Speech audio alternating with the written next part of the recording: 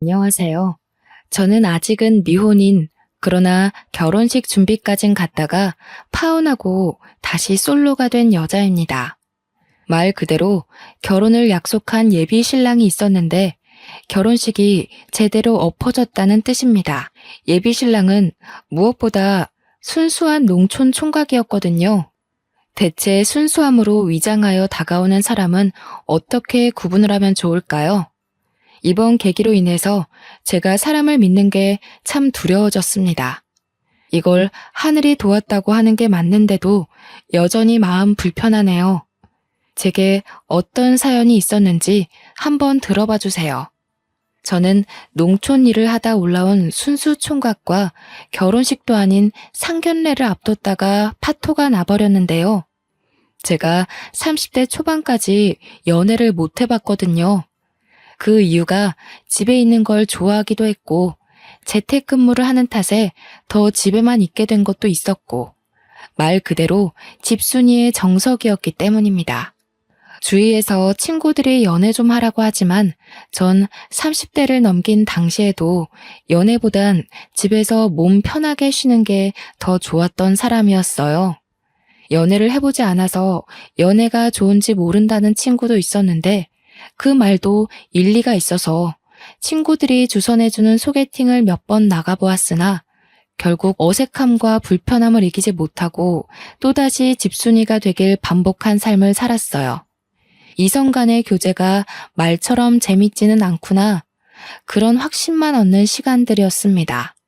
그러나 30대 중반을 넘기니까 희한할 정도로 설명이 안 되는 외로움이 찾아오는 겁니다.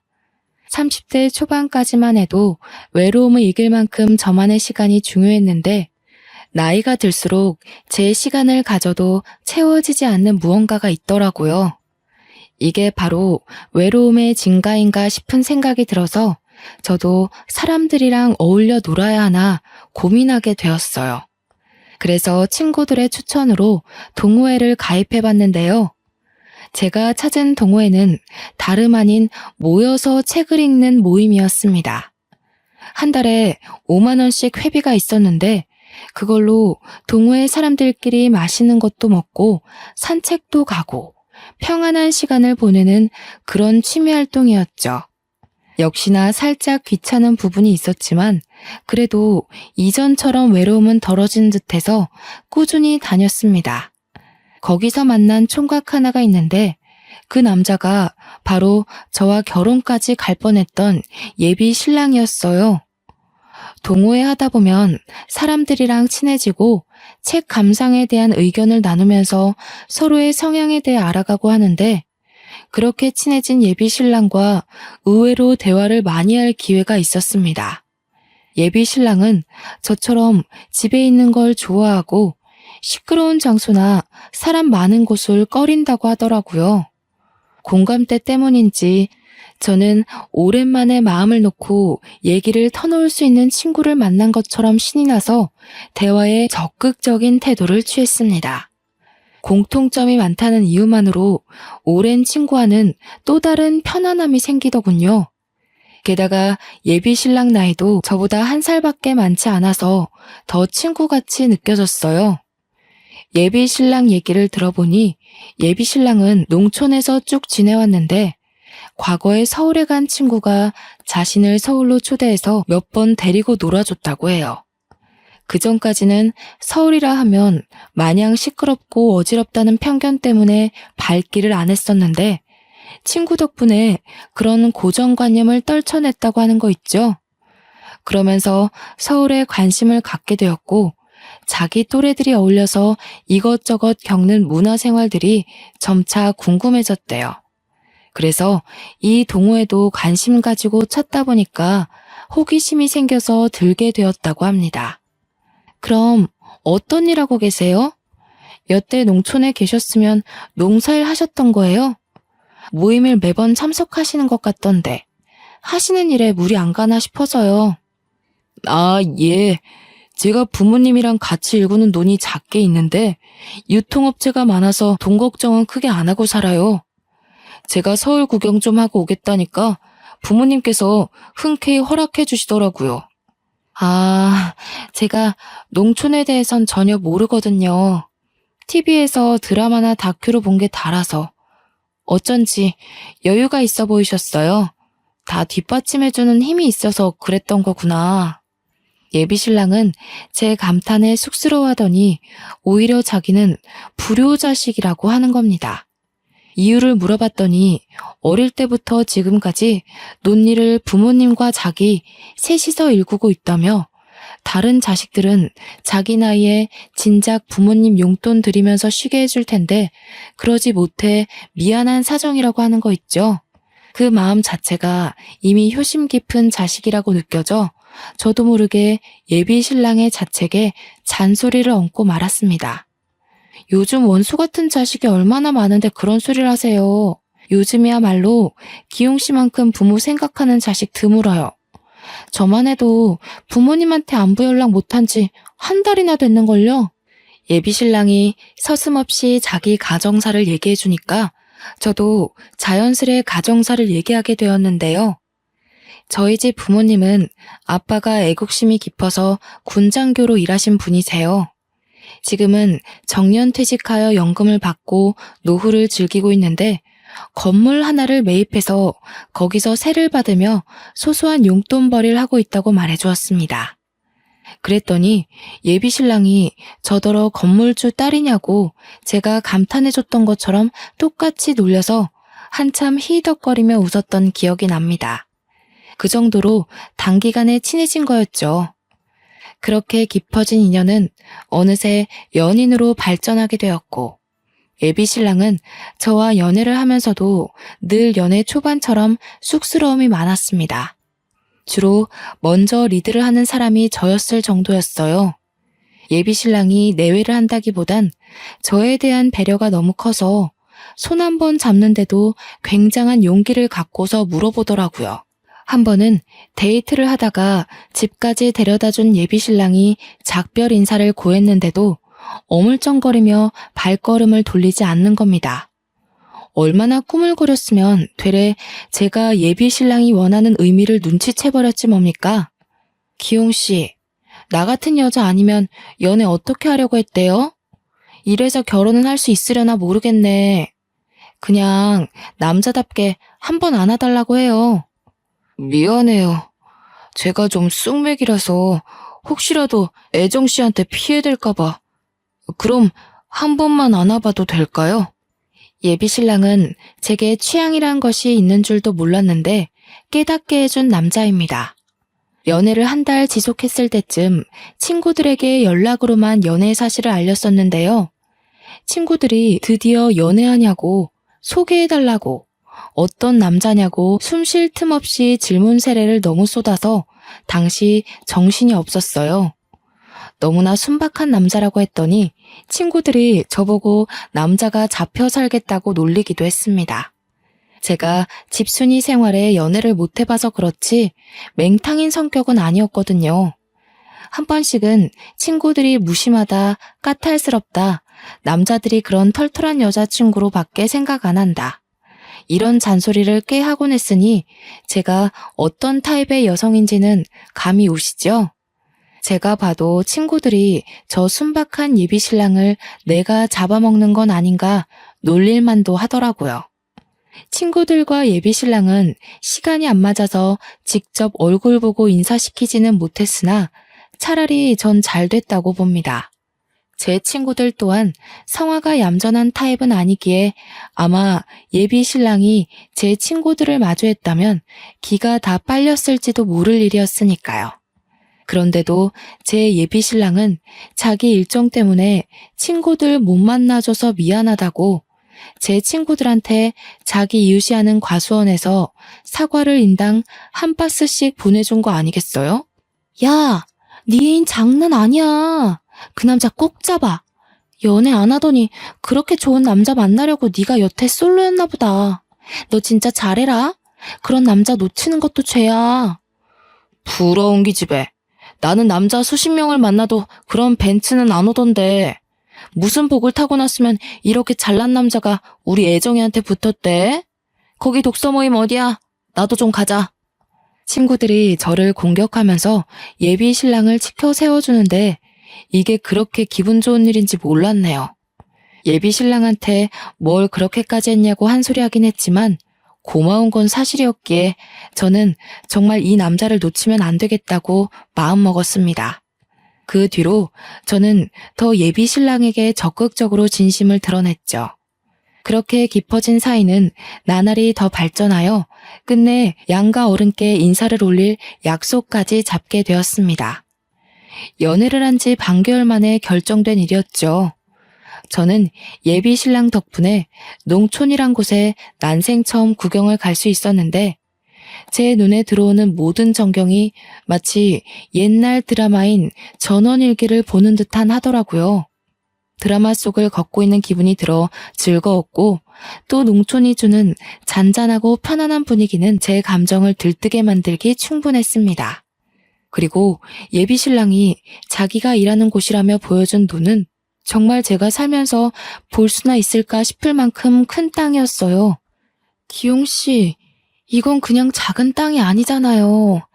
지난번에 저한테 소소한 땅덩어리라고 하지 않았어요? 이 정도면 10,000평은 될 것 같은데요. 아, 초면이기도 했고 정말 별거 아닌데 자랑식으로 들릴까봐 그랬어요. 10,000평 조금 넘는 거 맞아요. 많은 유통업체랑 계약을 하려면 이 정도 땅은 되어야 되거든요. 당시 예비 신랑의 겸손과 민망해서 저를 제대로 못 쳐다보는 순수함에 또 한 번 마음이 흔들렸습니다. 원래부터 그게 참 매력인 사람이었어요. 상견례차 인사를 드리기 위해 찾아왔지만 예비 신랑의 고향을 진작 와보지 못한 것이 아쉽기까지 하더라니까요. 또 결혼에 대한 생각이 없던 제게 결혼을 마음먹게 해준 남자가 이렇게 순하고 착한 남자라서 얼마나 1000번 만번 안도를 했는지 몰라요. 그렇게 예비 신랑 부모님을 뵈러 집을 방문했는데 집은 서울만큼은 아니었으나 그렇다고 막 초가집 같고 그렇지는 않았습니다. 조금 보안이 부실한 주택 같은 느낌이었어요. 보안이 이렇게 부실해도 도둑 한 번 들은 적 없다면서 예비 신랑은 그저 허허 웃기만 하더군요. 저는 이 동네 사람들을 일일이 만나보지 않아도 이미지가 훤히 보이는 듯 했습니다. 대부분 예비 신랑처럼 인정 많고 겸손할 게 분명하겠죠. 예비 신랑에게 놀랄 일은 이뿐만이 아니었는데요. 알고 보니 예비 신랑이 이 촌동네 이장님의 아들이었던 거 있죠. 어쩐지 예비 신랑 고향집이 유독 여태 지나쳐온 곳들보단 멀끔해 보인다 싶었어요. 나름 예비 신랑과 대화를 많이 해서 꽤 많이 알고 있다고 생각했는데 여전히 놀랄 일이 있다는 것이 또 매력으로 다가오더라고요. 왜 진작 말 안 해줬는지는 서운하지 않았습니다. 예비 신랑 성격이 워낙 나서서 발설하는 타입이 아닌 걸 알기에 이해하기 때문이죠. 예비 시부모는 저더러 서울에서 온 귀한 손님이라고 정말 중요한 사람 취급을 해주었는데요. 거기서 저는 친정 부모한테도 못 받아본 관심과 애정을 한가득 받았습니다. 서울 사람들은 이렇게 때깔부터가 다르더라. 아가씨, 밥은 먹었어? 이런 걸 먹을지는 모르겠는데 내 나름 읍에 가서 오리고기 좀 사왔어요. 에이? 오리고기를 사왔어? 내가 소고기로 하자고 했잖아. 서울 사람들은 그런 냄새 나는 음식 안 먹을 텐데. 아니에요, 아버님. 저 오리고기 제일 좋아해요. 어머님, 제 준비하는 거 도와드릴게요. 채소부터 씻으면 될까요? 혹시 이 채소도 직접 키우신 거예요? 그래요. 그거 우리 바깥 양반이 직접 키운 건데 실하고 맛나요. 서울에서 먹는 채소랑 다른 느낌이니까 양껏 먹어봐요. 그리고 준비는 다 했어. 가서 앉아 있어요. 애정씨, 이리 와서 앉아 있어도 돼요. 이미 다 차려져 있는데요, 뭘. 부모님 도우는 건 제가 할 테니까 쉬어요. 여기까지 걸어 들어오느라 고생했잖아요. 차가 진입하기엔 다소 어려운 길목 끝에 있던 집이었기에 한 20분을 걸어서 당도했던 걸로 압니다. 걸어오는 내내 예비 신랑과 대화도 하고 농촌 전경도 마음껏 구경할 수 있어서 좋았는데도 예비 신랑은 제게 계속 미안해 하더라고요. 괜히 집에서 쉬는 거 좋아한다는 얘기를 했었나 봐요. 저도 나름 걸을 때는 걷는 사람인데 저를 마치 공주마마 취급하는 예비 신랑이 황당하고 재밌기만 했습니다. 예비 시부모와 저녁 한 끼만 했는데도 벌써 시댁과 한층 가까워진 기분이었어요. 시골 인정이 좋다는 말도 다 옛말이라고 들었는데 제가 느낀 분위기는 분명 시골 정이 어느 정도 묻어난 느낌이었습니다. 초면인데도 하룻밤 자고 오고 싶을 만큼 마음이 편했던 시간이었다는 거죠. 예비 시부모와 무사히 인사를 나누고 왔다면 그만 안심해도 될 법한데 저는 오히려 긴장이 솟구치더라고요. 친정 분위기는 예비 시댁만큼 따뜻하지 않거든요. 부모님이 제게 무심한 것이 아니라 저희 가족은 서로의 삶을 존중하기 때문에 평소에도 부모건 자식이건 굳이 먼저 연락이나 안부를 잘 묻지 않아요. 저 또한 친정을 오랜만에 찾는 건데 예비 신랑까지 데리고 가려니까 걱정될 수밖에 없었습니다. 그렇게 다복한 가정에서 지냈을 예비 신랑이 다소 삭막한 저희 부모님한테 상처라도 받을까봐 염려되었어요. 아니나 다를까 친정 부모에게 드리러 갈 때는 집이 아닌 웬 절에서 약속을 잡았는데요. 친정엄마는 전업주부인데 예전부터 꾸준히 절에 다니고 있었고 석가탄신일엔 그 절에 가서 행사를 도울 만큼 스님과 친분이 있기도 했습니다. 아주 어릴 때 엄마 따라 절에 한번 가봤는데 그 절이 워낙 작고 볼품없어서 당시 제가 갔을 때도 이런 게 석가탄신일 기념인가 싶을 만큼 사람이 없었어요. 제가 신경 쓸 일은 아니지만 손님도 안 오는데 부지런히 행사를 하는 것도 제 기준에서 이해가 되질 않았습니다. 어쨌든 아빠도 요즘 적적한 하루를 달래기 위해서 엄마 따라 절에 드나들고 있었으니 저희까지 절로 부르더라고요. 집에 있는 시간보다 절에 있는 시간이 많다면서 예비 신랑을 절로 데려오라고 했어요. 그냥 동네 산중턱에 있는 아주 조그마한 절이었는데 어릴 때 가보고 그날 두 번째로 가보는 그곳은 여전히 제 눈에 절로 안 보이는 허름한 곳이었습니다. 또 결혼 인사를 그런 절에 가서 드린다는 것도 못마땅했고 예비 신랑에게 미안했어요. 우리 부모님이 신실한 건 아닌데 그냥 습관처럼 절에 다녀요. 여기까지 오게 해서 미안해요. 집에서 약속 잡으려고 했는데 요즘 절 시공 때문에 부모님이 두 분 다 절에 살다시피 지내고 있거든요. 미안하긴요. 저희 부모님도 종교 있어서 그런 거에 대한 거부감은 전혀 없어요. 촌 공기도 좋은데 산 공기도 만만치 않게 좋기만 한걸요. 제 걱정은 안 해도 돼요. 어쩜 한순간도 밉보일 만한 말을 안 하는 건지 모르겠네요. 예비 신랑은 오히려 제가 험한 산길에서 발이라도 삐끗할까봐 그거 걱정하느라 내내 뒤에서 살펴주기만 했습니다. 정말 제가 걱정하고 있던 부분에 대해선 전혀 개의치 않아 보였어요. 아마 저란 켠의 빈방에서 결혼 허락을 받는 사람은 저밖에 없지 않나 싶습니다. 저는 예비 신랑과 함께 친정 부모가 기다리고 있는 방으로 들어갔습니다. 부모님께 인사를 먼저 올리던 와중 그 사이에 스님 한 분이 들어오시더라고요. 엄마는 신경 쓰지 말라고 했으나 누가 봐도 그 스님이 예비 신랑을 살피는 눈치였어요.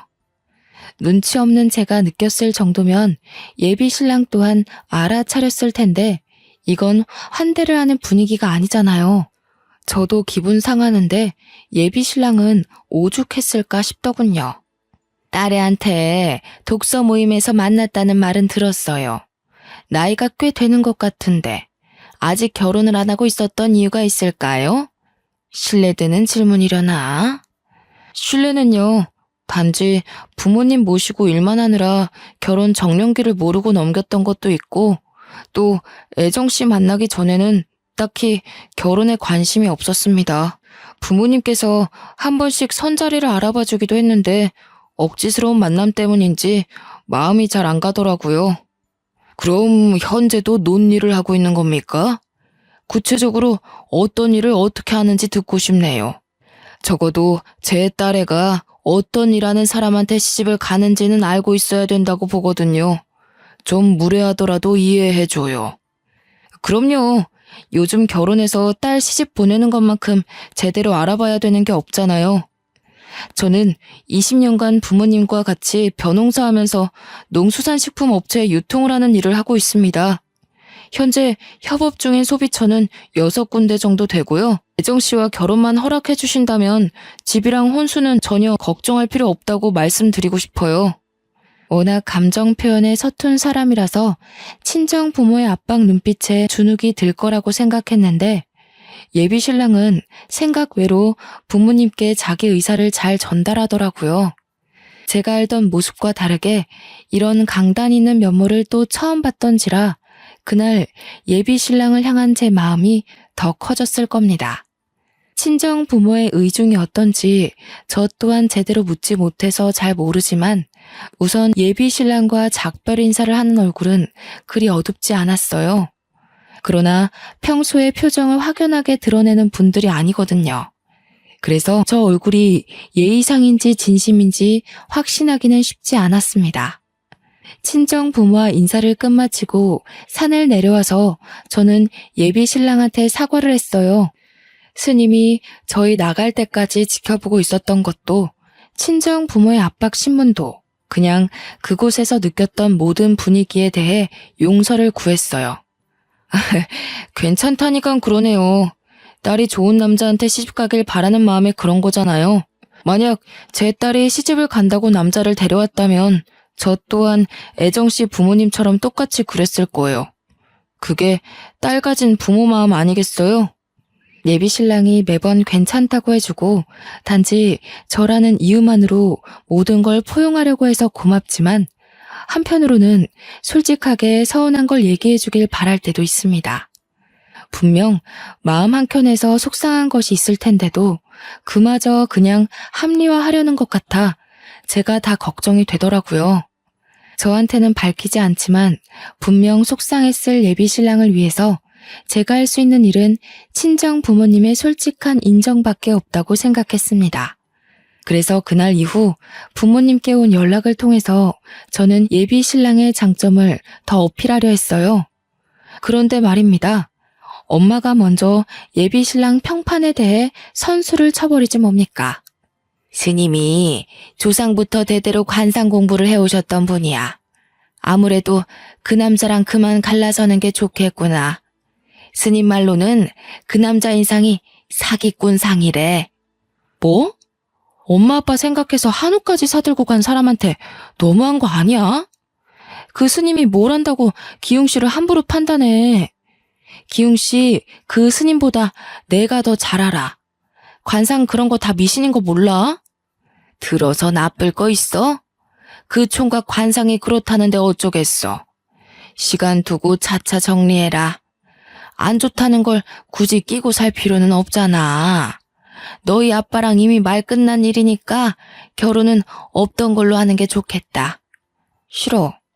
나 원래 결혼 안 하고 쭉 독거 노인으로 살 생각이었는데 나한테 새로운 삶을 알게 해준 사람이야. 어떻게 그런 소중한 인연을 무자르듯 뚝 끊어내겠어? 엄마 아빠도 결혼했잖아.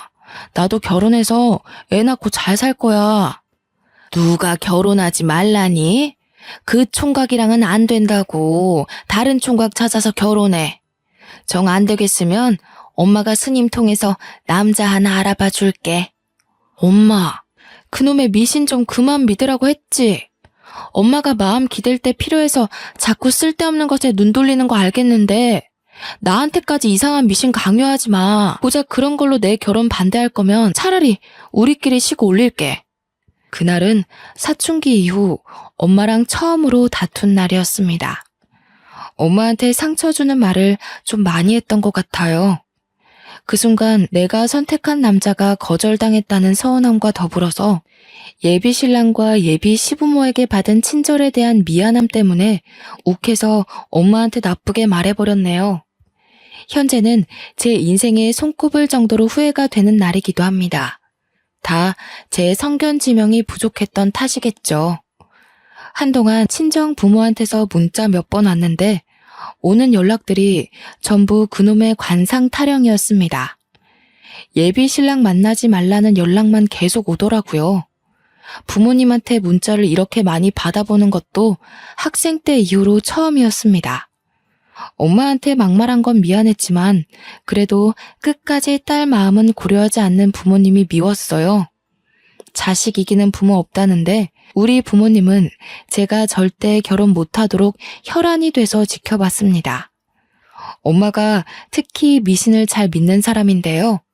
무당, 목사, 스님 가리지 않고 그런 사람들을 믿어요. 신을 모시는 존재들은 남다르다나 뭐라나. 여태 그런 엄마의 마음을 존중해주면서 터치하지 않았는데 그게 제 삶에 영향을 미치는 거라면 저는 갈등을 일으킬 수밖에 없다고 봅니다. 자식이라고 모두 부모가 가는 발자취를 따라가야 하는 건 아니잖아요. 저와 예비 신랑의 상견례는 저희 부모님 반대로 결국 미뤄졌습니다. 마음 같아선 부모님 몰래 결혼을 올리고 싶었지만 예비 신랑이 떳떳하지 못한 결혼은 하고 싶지 않다고 해서 어쩔 수 없이 보류하기로 선택했어요. 그도 그럴 것이 답도 없는 상태에서 만남을 한 해나 훌쩍 넘겨버렸는데요. 그제서야 예비 신랑이 불안감을 비추기 시작하더라고요. 여태 내내 괜찮다고만 했는데 도통 이대로는 안 될 것 같다는 생각을 드디어 느낀 것 같았죠. 우리 결혼 못하게 되면 어쩌지? 내가 자기 말고 다른 여자를 사랑할 수 있을지 모르겠는데 어떻게 방법이 없는 걸까? 그냥 우리 이대로 그만해야 되는 건 아닐까? 그만하긴 뭘 그만해. 우리가 여기까지 어떻게 기다렸는데 무조건 결실 맺어야지. 내가 부모님이랑 연 끊을까? 우리 그냥 몰래 도망쳐서 외국 가서 살래? 그건 안 돼. 어떻게 천륜을 끊으면서까지 잘 살길 바라겠어. 그런 강큰 짓은 절대 안 해. 그렇게 한다고 하더라도 결코 행복하지 못할 거야. 친정 부모의 허락이 없다면 이 결혼은 몰래 진행시키는 수밖에 없는데 예비 신랑은 꼭 정식으로 인정받으려고만 하더라고요. 그렇다면 저도 친정 부모와 다투는 건 진이 빠져서 더는 못하겠고 제가 할 수 있는 건 불안해하는 오직 예비 신랑을 지켜보는 것밖엔 없었습니다. 나중엔 제가 예비 신랑한테 미안함을 넘어서 연민까지 느끼고 있더군요. 지치지도 않는지 예비 신랑은 우리 부모님께 무조건 인정받겠다고 노력하는 착한 마음씨까지 보였습니다. 그런 예비 신랑은 저 또한 놓치고 싶지 않아서 저는 결국 최후의 수단으로 임신을 제안했어요. 그랬더니 예비 신랑이 아주 식겁하는 거 아니겠습니까? 이번에는 제가 부모님과 연을 끊겠다고 한 것보다 더 과한 반응이었습니다. 뭘 그렇게 놀라. 어차피 우리 결혼하게 될 거고 그럼 애도 가질 텐데. 혼전 임신을 하면 우리 부모님도 허락해주지 않겠어? 비록 억지로 허락을 받아내는 꼴이겠지만 그래도 이대로 계속 지내는 것보단 나을 거야. 말도 안 되는 소리 하지 마. 다 절차가 있는 건데 무슨 그런 말을 해.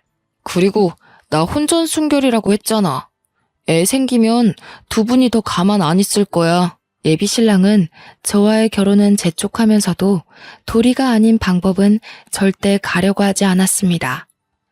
처음엔 그런 정직한 모습들이 좋았지만 나중엔 좀 답답하더라고요. 언제까지 연애만 할 수 있는 것도 아니고 결혼을 못할 거면 결국 우리는 헤어지는 길밖에 없었으니까요. 제가 그렇게 말을 해줬는데도 예비 신랑은 끝까지 자기 길만 고집했어요. 그렇게 저희는 또 기약 없이 결혼을 미루고만 있었는데 어느 날 예비 신랑이 제게 한 가지 제안을 하는 겁니다. 동거를 시작하자고 했어요. 그러면서 조건이 지킬 건 지키면서 말 그대로 동거만 하자고 하대요. 자기가 우리 부모님한테 잘 보이고 싶어도 서울이랑 농촌 사이의 거리가 너무 멀다 보니까 왔다 갔다가 힘들다면서 결혼 허락 떨어질 때까지만 제 집에 얹혀 지내면 안 되겠냐고 하더군요. 예비 신랑이 생각한 절차가 겨우 이런 건가 싶었지만 일단 방법이 없으니 뭐든 해보자는 식으로 허락을 했습니다. 사실 동거를 생각 안 해본 게 아닌데 예비 신랑이 좀 보수적인 것 같아서 차마 꺼내지 못한 제안이었었거든요. 먼저 동거 제안을 해주니까 그만큼 예비 신랑 마음이 상당히 조급하다는 것이 느껴지더라고요. 그렇게 저는 예비 신랑과 결혼 아닌 동거를 하기 시작했습니다. 우리의 동거는 정말 그냥 룸메이트나 다름없었어요. 커플처럼 꽁냥대긴 해도 고작 그게 다였고 잘 때는 각방을 썼죠.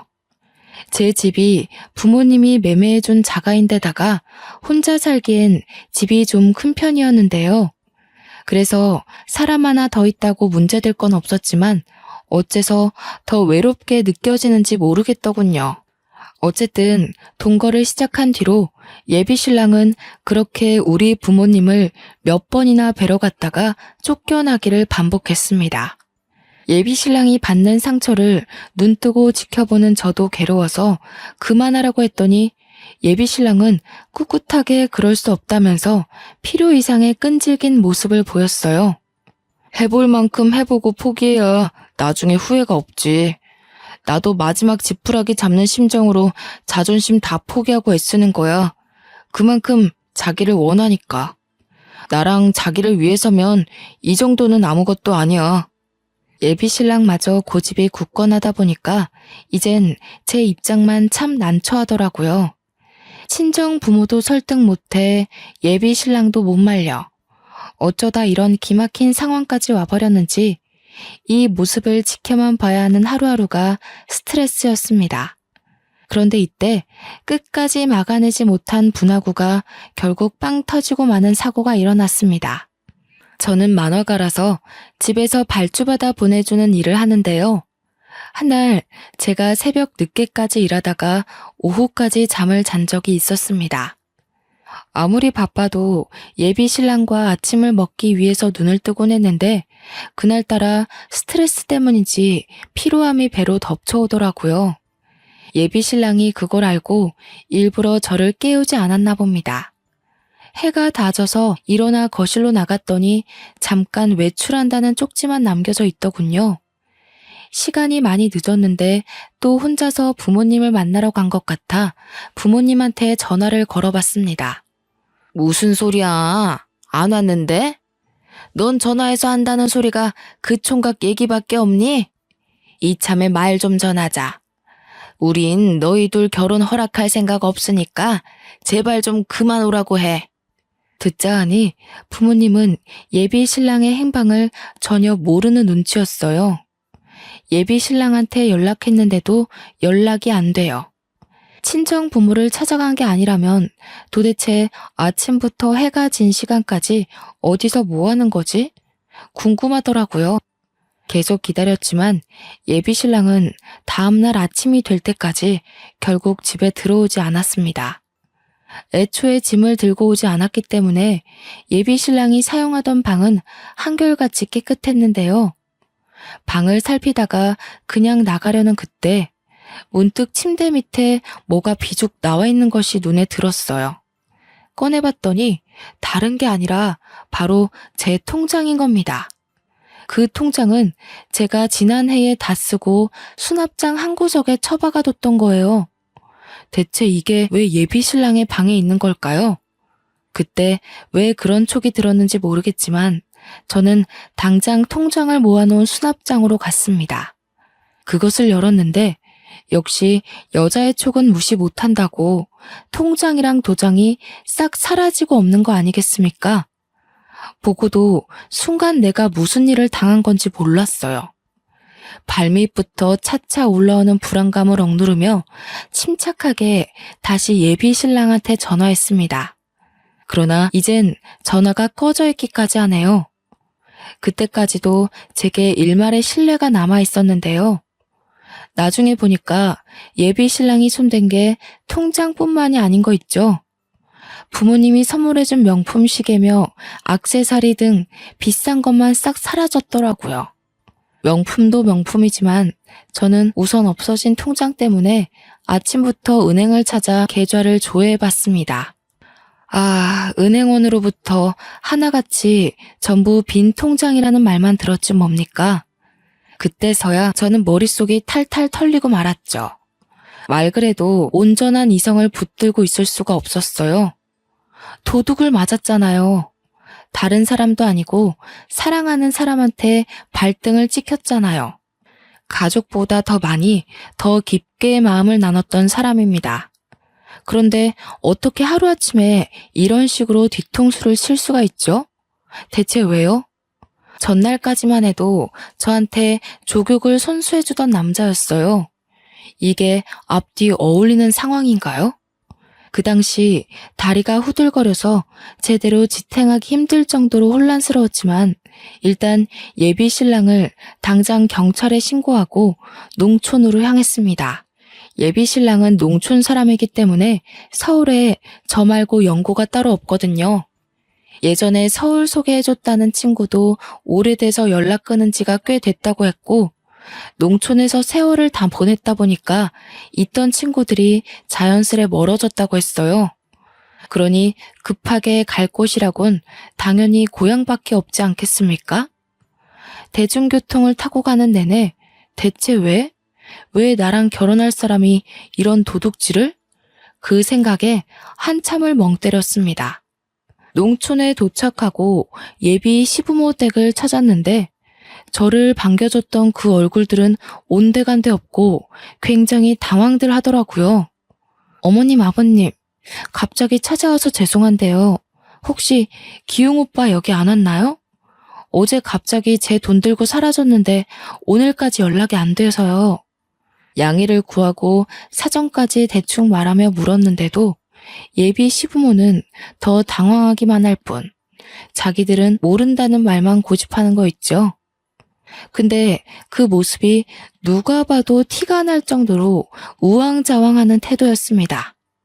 그냥 지나치기엔 제 두 눈에 두 분이 수상해 보였다는 거죠.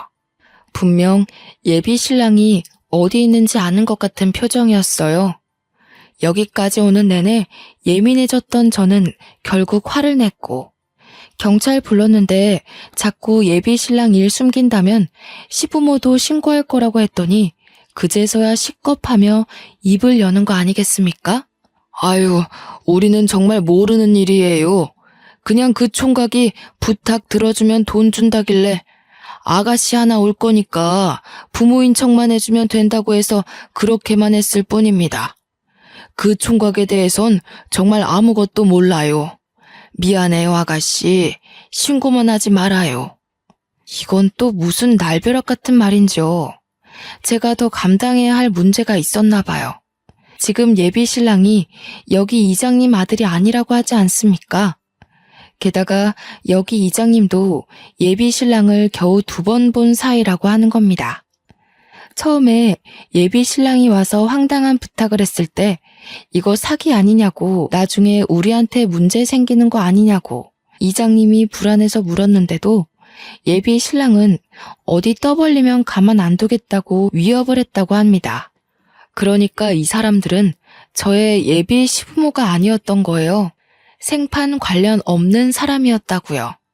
이장님 말을 듣고는 그만 다리에 힘이 풀려 그대로 주저앉아 버렸습니다. 심지어 이장님 입에서 나오는 예비 신랑의 모습은 제가 알던 사람이 아니었어요. 아마 그게 예비 신랑의 본색이겠죠? 어떻게 1년이나 제게 본색을 숨길 수 있었는지 모르겠습니다. 참, 욕도 안 나오더군요.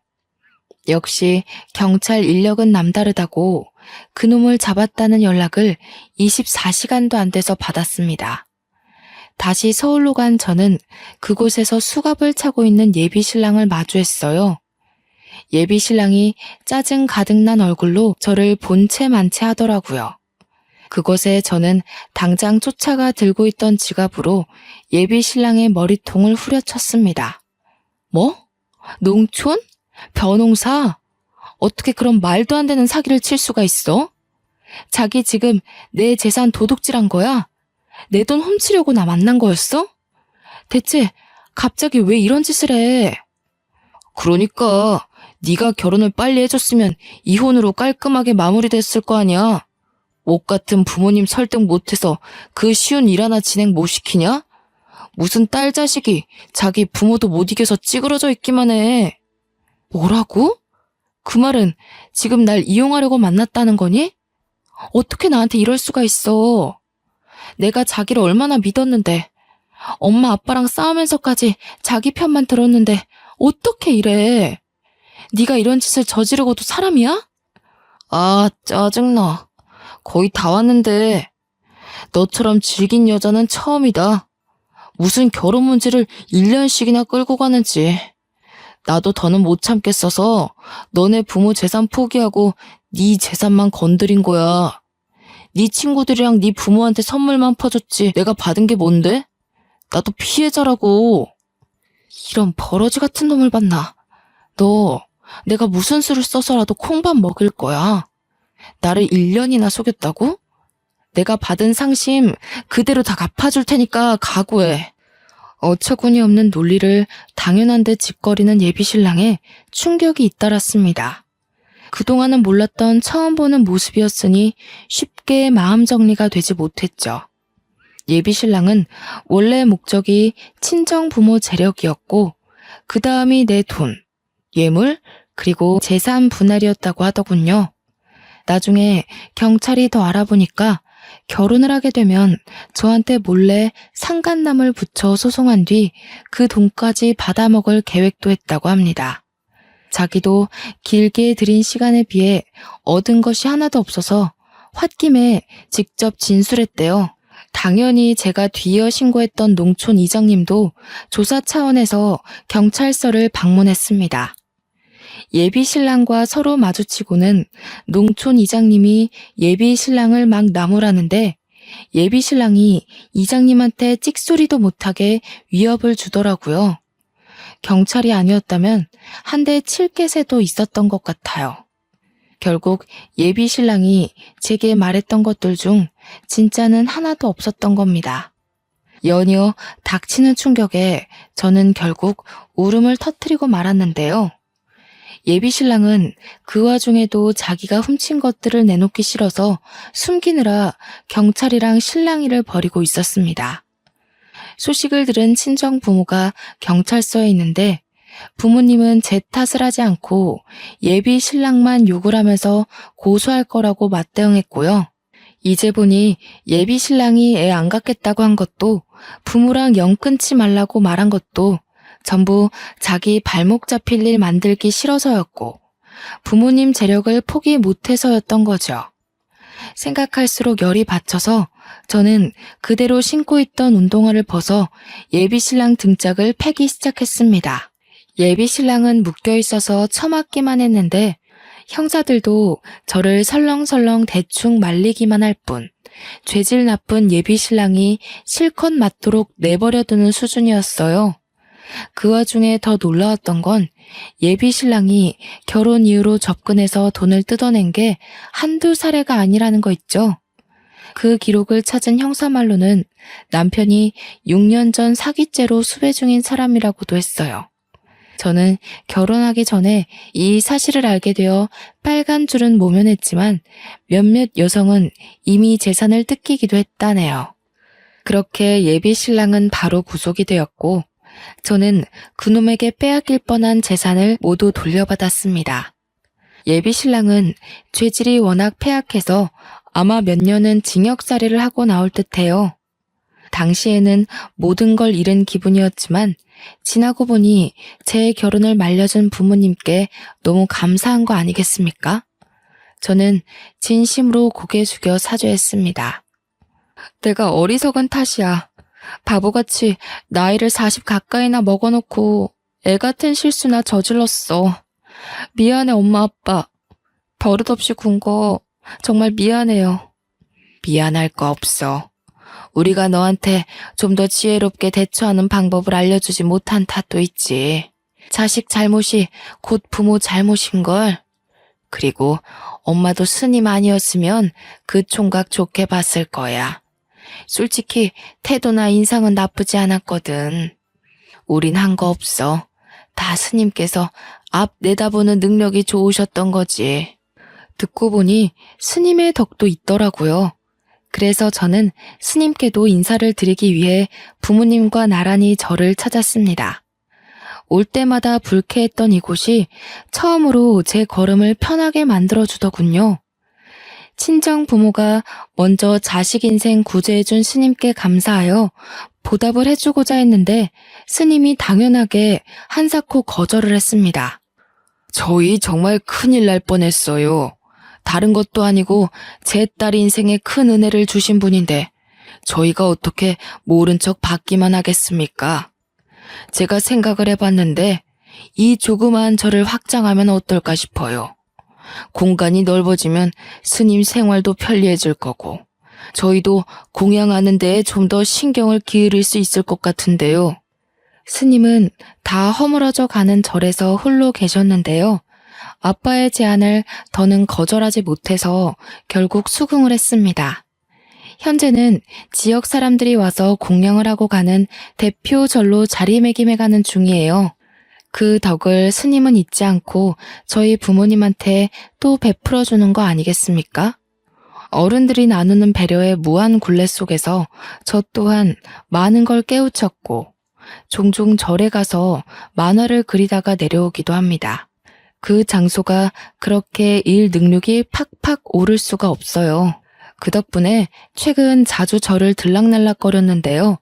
한날은 저를 찾아온 손님이 제가 문 열어놓고 작업 중인 곳으로 기웃거린 적이 있었어요.